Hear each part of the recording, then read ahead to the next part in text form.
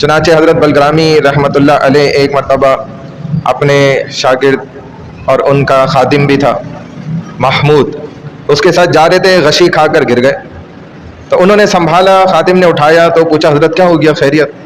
कहने लगे कि 6 दिन मुझे हो गए, अब बताना पड़ गया, खाना नहीं खा सका, उसकी नकाहत की वजह से कमज़ोरी हो गई और मैं गिर गया।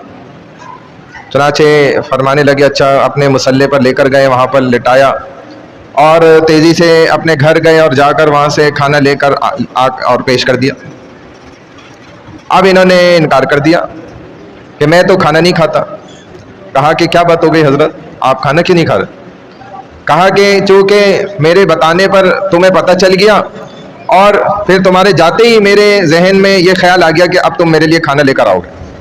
चुनाचे मखलूक से मांगना और सवाल करना और मखलूक से रोज़ी तलब करना, ये तो मेरे नज़दीक जायज़ नहीं है।